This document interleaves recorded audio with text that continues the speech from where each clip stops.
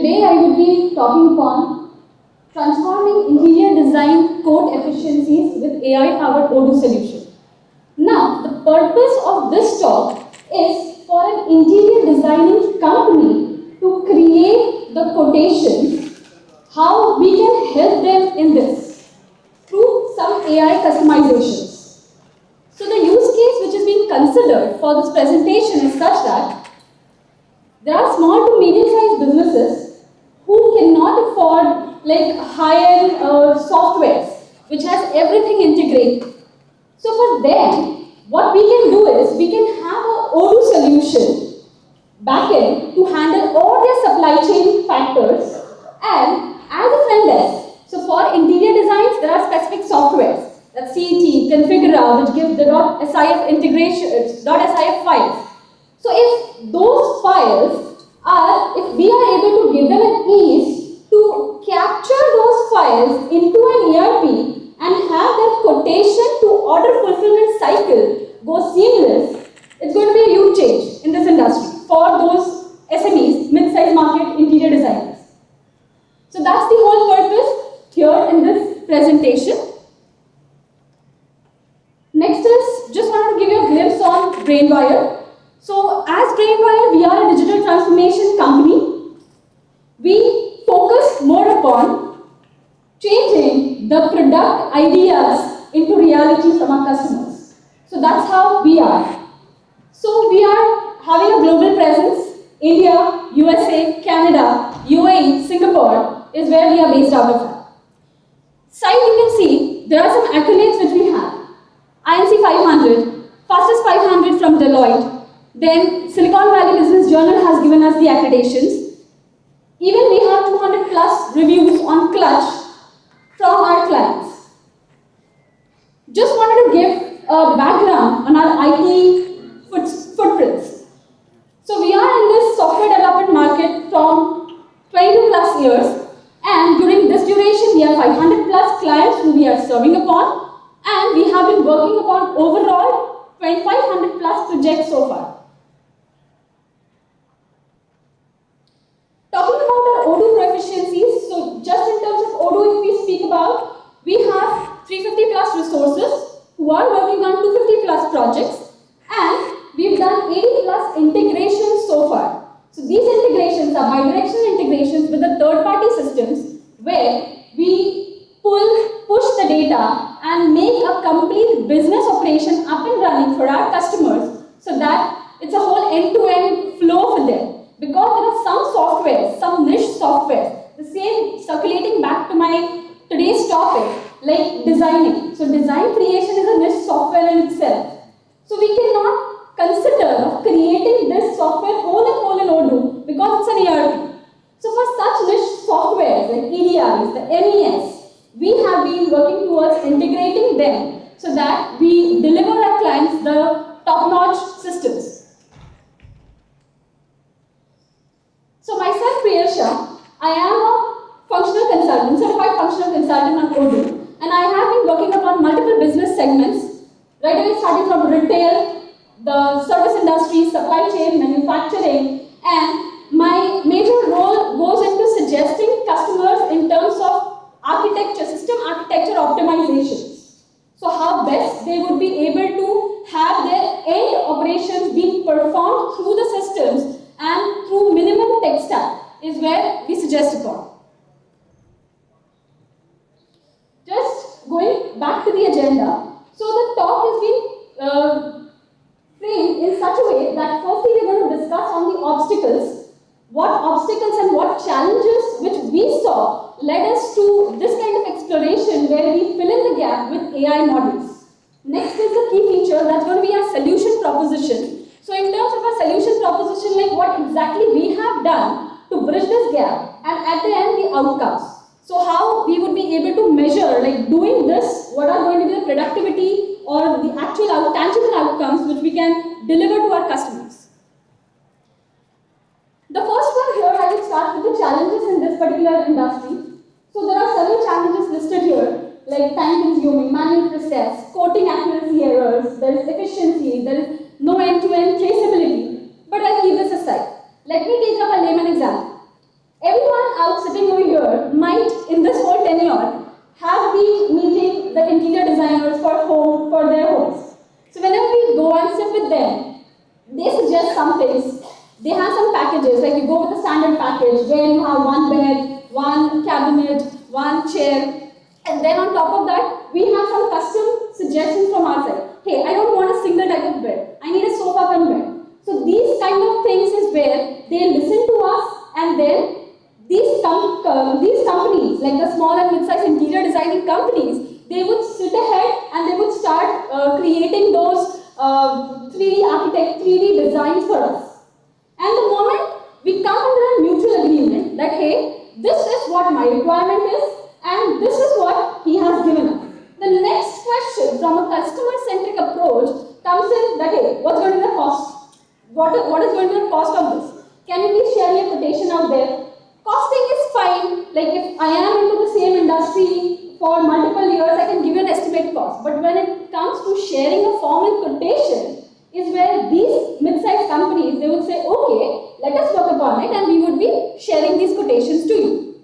Now, when they say let us work upon it, either it's going to be where they see this and they have some Excel things or they have some data where they would start creating these codes manually, or it could be some kind of their own systems which they are working upon. So, this gap is where we've identified as a challenge. Think of it in a way, like you're sitting in front of your interior designer, you ask him that, hey, give me a quotation, and at one click, if that interior designer is just able to share your quotation, here is your floor plan, and here is your quotation, what is going to cost it to you, then that is going to be a huge change for this SME market. And this gap bridging needs some kind of artificial intelligence to be embedded into it. So this is where the start of the topic goes in, where we are going to embed some artificial intelligence in this particular area, so that my final objective here is, as an interior designer, at one click, I click that, I upload my plan, and at the next moment, I am able to share my quotation to the customer. There is one more futuristic way here. Why should I upload it? You can also, if I am able to take up Odoo to a level where I upload it and it reads it, I can also make Odoo to a level where it can directly import these .sif files and it can create a code. So that is also possible, but at present the use case which I am showcasing is for the uploading one. Next is the objective which I had set for this particular talk comes in on the screen, where it's going to be a tailored solution by Odoo and Brainvire. There on the right hand side, on the left hand side you see, there's a floor plan. So you upload a floor plan and upstairs there's a button, upload a floor plan. Upload a floor plan and system is going to automatically create the quotations. Once the quotation is created, Odoo has this capability of sending this quotation to the customers with a floor plan. There are quotation negotiations. Once you get the confirmation is where, again, a plus point, if you go with Odoo comes in, because it's an ERP, you have an end-to-end traceability. So if you see, it's a confirmed sale out of the screen, and above that you have 6 purchases. When I am talking about SME interior designing company, that means the use case which I have considered here is they don't have their own manufacturing. Eventually they have to purchase this from the vendors. So when they go for purchasing this, if the system automatically has these kind of rules being set, Odoo has these different rules which are being set, considering those rules, automatically the 6 purchase order gets created, and the purchase team also has the end-to-end traceability. The fulfillment can take up their roles, the accountants can take up their roles, because invoicing is also there in the software. Now, this is a high-level picture. The next is, how did we actually do? From a functional perspective, what needs to be done within Odoo with AI to achieve this? So this is a quite theoretical slide. I would like to just summarize it step by step. So if I go with step 1, firstly, what I have to do to achieve this is, I have to customize a button, or I have to create that integration through .sif file within Odoo. 2 options. So what we did is, we customized that button in Odoo where you would be able to upload the plan. Now just customizing is not going to be sufficient. So what you do is, we would also have to create an Odoo module which is going to read this and absorb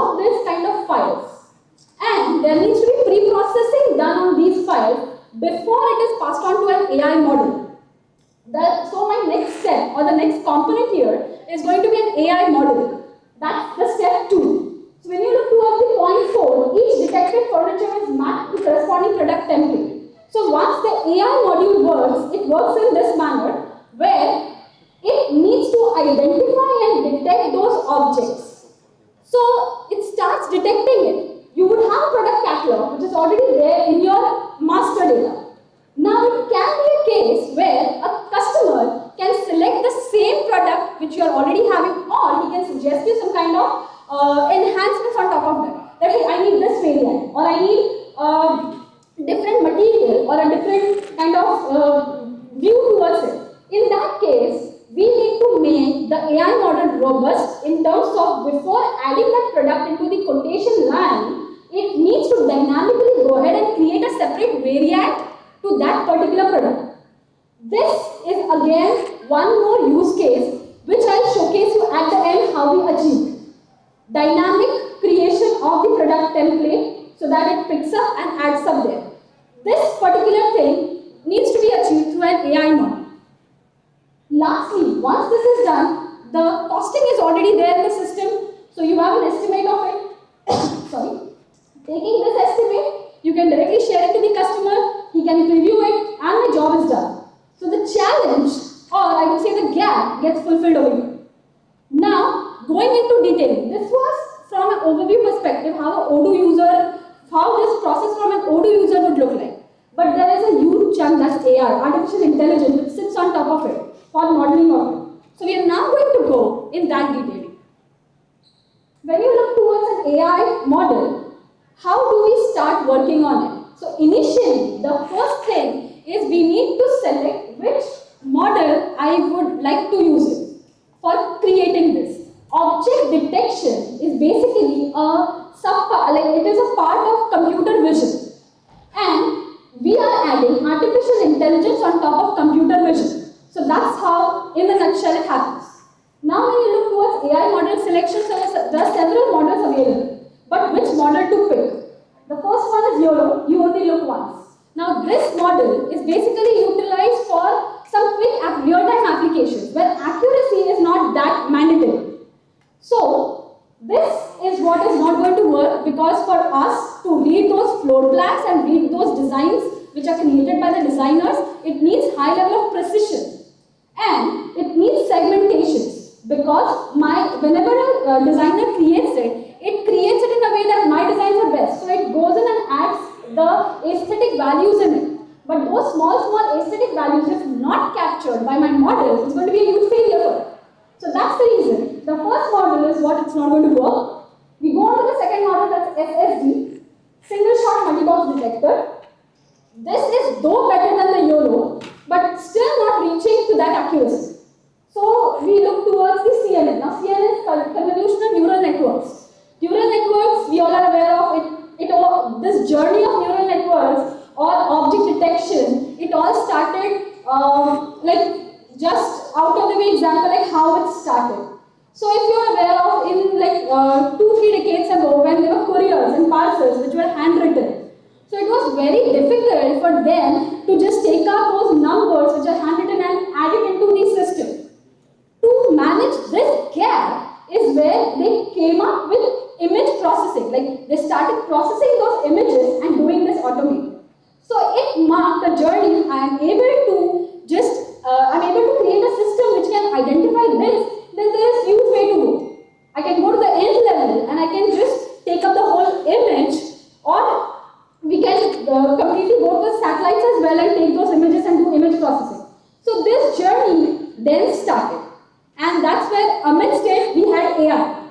So then it became an amalgamation of computer vision, adding into deep learning with the AI models, and that's where this entire talk is coming up, where we have been utilizing such models for such challenges.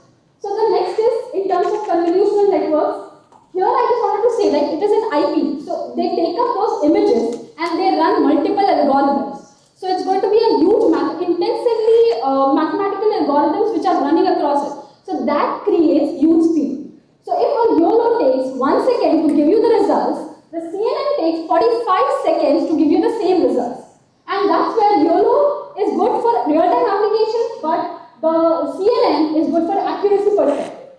Now the CNN was also not helping us in terms of getting this precision because these are designs.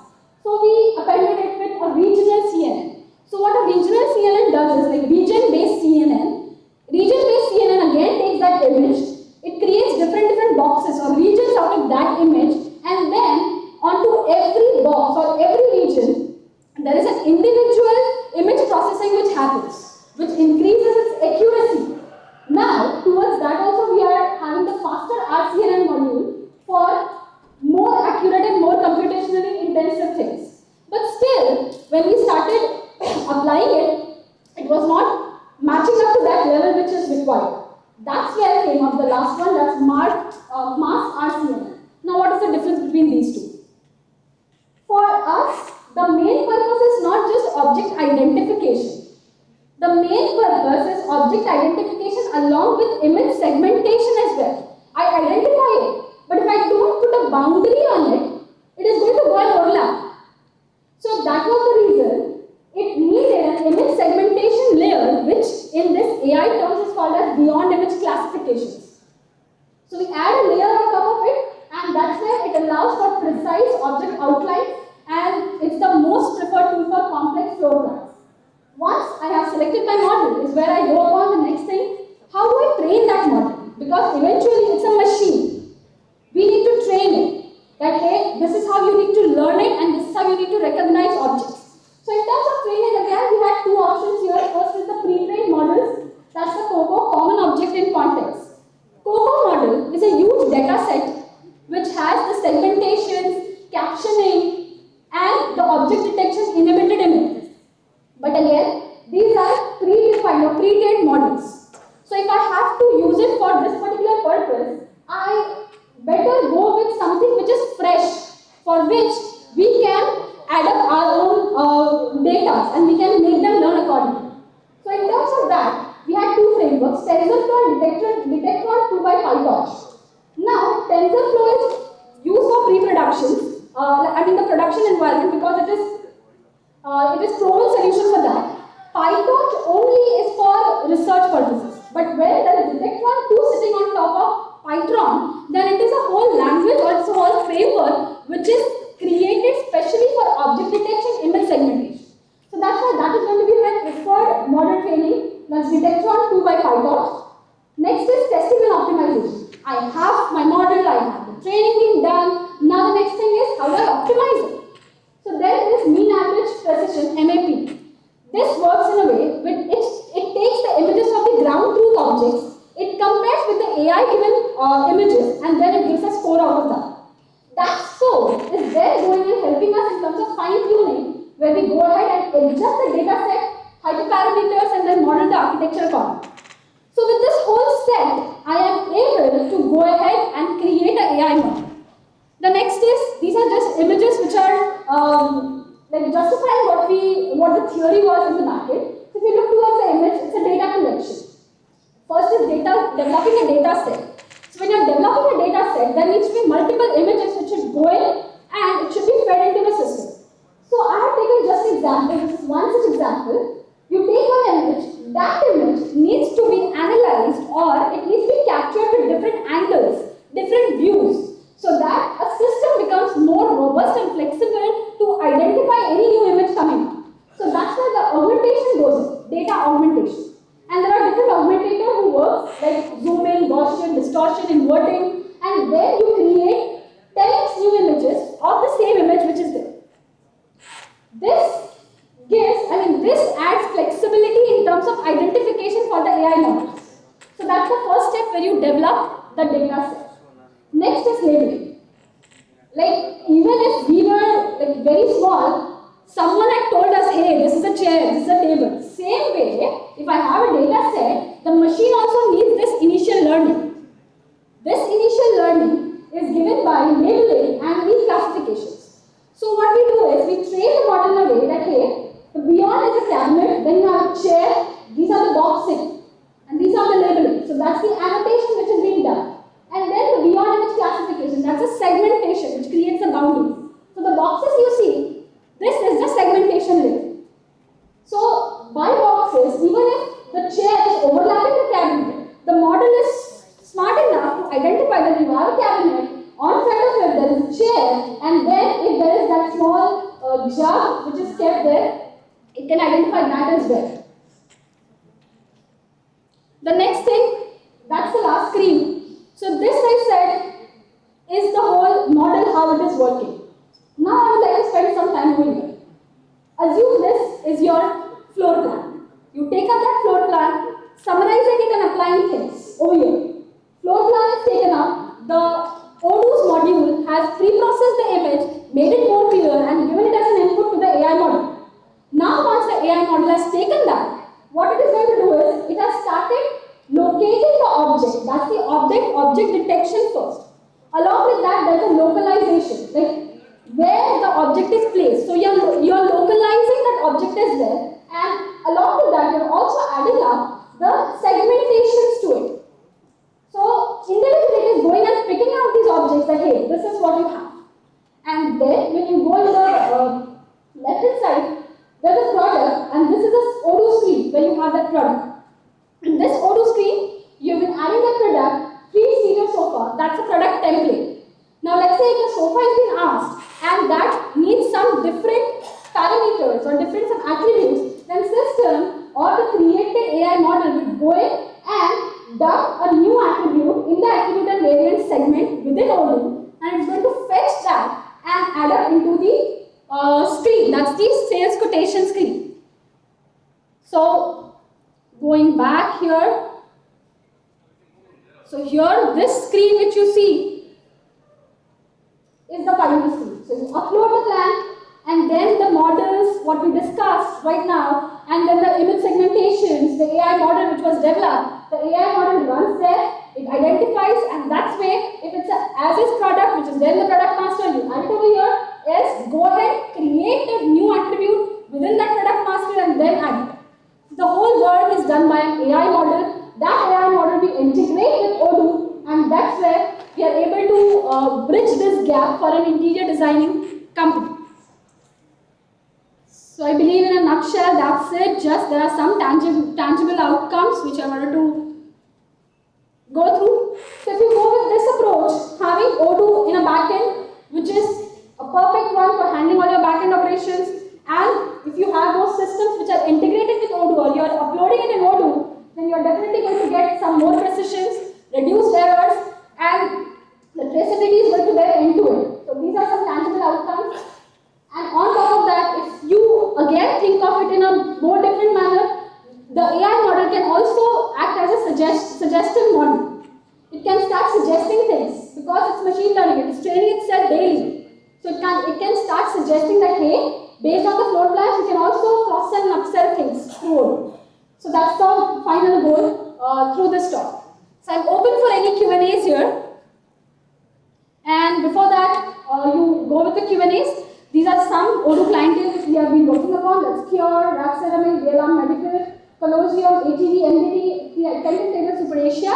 Along with that, we are also working with these kind of furniture industry clients like Applied Ergonomics, who have these whole floor plans and other things. And that's it. Yes, we are good for Q&A.